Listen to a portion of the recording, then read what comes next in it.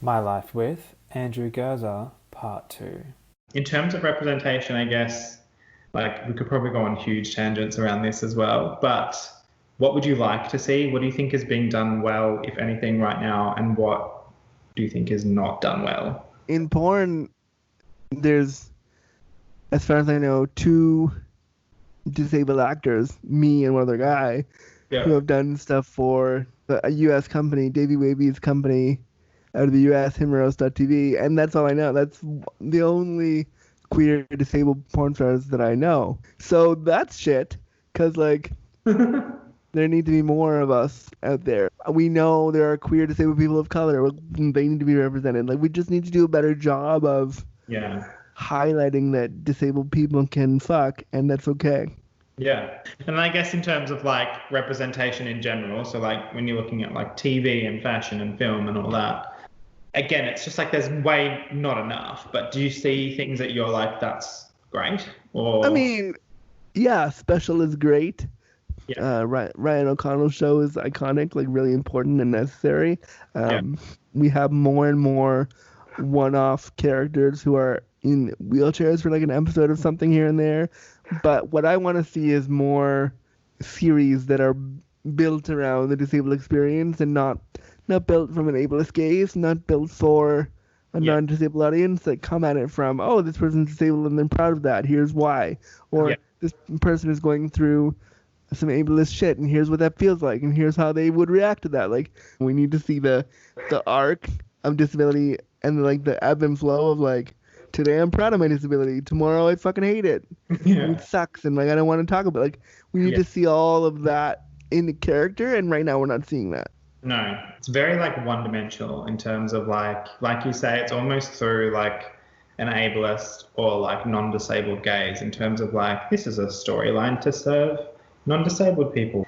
It's either like a pitying thing or like an inspiration thing normally. And even if it is done well, like you said, it's usually just like a very small spin-off type character that again, like that story sort of serves a non-disabled person's like Story arc. it's or story arc. So it's like, yeah, we do. And I think it needs to be integrated in all the different ways, obviously. And that would be fine. Those smaller ones would be fine if like the bigger, better, like more in-depth representation was happening, but it's not. So then it becomes really tokenistic. So Yeah. In the fashion world, typically you'll see like a really attractive girl in her wheelchair, we're going down the runway, and then the whole place is clapping, and then you don't see her or hear from her again. And she does one runway show as like some sort of like token. Oh, look, there's the disabled girl, or there's the girl with Down syndrome, or there's the guy with Down syndrome. Wow, look at us. And then that's it. And it's like, I want to see more disability in fashion that is continuous. Make someone a disabled fashion star. Like that, there needs to be more of that stuff. yeah, like where's our Gigi Hadid? Fashion is just has a long, long way to go. Um, Yeah.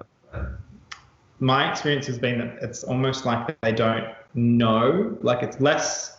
I find that TV and film, this is from my perspective, obviously, my experience has been that they're really like literally doing the research, but then like stealing that story and literally either getting a non-disabled person to play a disabled character and then like stealing that story or finding a disabled actor to play that story, but then like totally minimizing the story down to like a one-dimensional through that ableist lens. Yeah, like you're a wheelchair user. And it's like you've done all this good work where you've obviously gone out and met someone or probably done a bit of research, but then you've only taken this one snippet of that served you rather than thinking, oh, okay, that's a bit different to what we were thinking of doing, but how can we actually incorporate that real story that is deeper and is a bit more complex into this narrative? That's what I find is wrong with TV is that they like almost steal it or like grind it down into something that's so small and then Yeah, it's a one-off. they just like fashion. It's like they just like don't even know what to do. So they sort of just go like, that's so hard. I can't do this. Because like my experience when I go out into the industry and do work with people is obviously I come across ableism a lot. And a lot of it's not malicious. It's just that like that industry is just so secluded off. It's like it's got its own world where it just like functions totally different, separately from the real world. That's why I always say like fashion world and real world, because it feels so separate. And so when I go out into that, it's like they haven't made any of the progress or the learnings that we have in the real world, which again still has a long way to go. But it's like fashion is just like, what's a disabled person? What do we do with the wheelchair? So you've just launched a new company called Handy. So do you want to tell us like the premise behind it? Yeah, it's a sex toy company for and by disabled people. It's a sexual health and wellness brand, actually, and I'm running it with my co-founder, my sister, Heather, and we want to put pleasure within reach for disabled people. So we want to create products and a brand and have a conversation around sexuality and disability that is fun, cheeky, and playful and inclusive of everybody. And I can't speak so much to the product right now because that's all still in the works, but we're just trying to get the brand going. And we thought, we toiled over the name for this company. We had a bunch of different ideas, and then one of us said, "What about Handy?" And I thought about it, and I thought like the brands I have produced, like Deliciously Disabled already, and like Disability After Dark, they're already playful, so it really fit into what I was doing already. Yeah. And also, somebody pointed out to us that it's a combination of her name Heather and my name Andrew, so it was like, oh, that's Oh my God. cute and weird and like adorable. So I was like, oh, that's great. So it's also like a play on handicap, and like, so it was just really. So it's like these products are handy for people, like they're convenient. So Yeah. There's like five. Yeah, exactly. There's like 5 layers of why it's great. holy hell, that's so good. And so we just came up with this idea because I was in Australia a couple years ago visiting my sister, and she said to me, if I could help you brand something to make your life as a disabled person better, what would you want? And I at first didn't say a sex toy. I said, oh, I want a grabber, or I want something that I can reach stuff with. And she goes, well, wait, don't you work in sex and disability? What if we designed a sex toy together?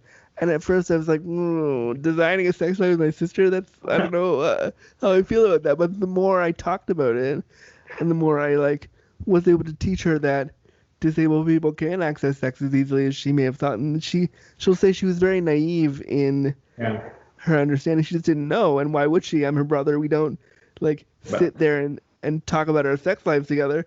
But also, like, you probably wouldn't if you were non-disabled either, but that representation is out there for her to consume in the media. So she would from that, whereas we don't have that representation as people with disability out in the media or TV or film or anything. So can't really learn from that. So she has to learn from you. Yeah, and so she has a background 10 plus years of marketing with big ad agencies, both in Australia and Canada, I think. Yeah. And I have like my lived experience of being disabled and working as a freelancer in the disability space. Yeah. So we just thought this is a really great opportunity for us to do something together and do something that will have a huge social impact on the world and like change the game for people. And it was like we did our research and we looked at all these other companies that were putting out toys and nothing spoke directly to that market. Yeah. And the people we spoke to when we did our research all said this is something we were like clamoring for. So we knew we had something.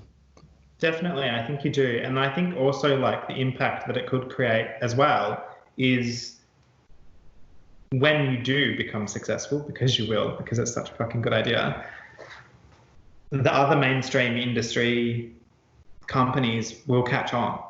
Yeah. And hopefully they will learn from that experience and from your experience and from what you're doing. And then the whole industry as a whole will become way more accessible and inclusive. So yeah, I mean, that's the plan. Like, well, thank you so much for joining me, Andrew. And thank you everyone who followed along with this interview. Definitely go and check out Handy and Andrew's Instagram pages. And yeah, thank you so much again for joining me.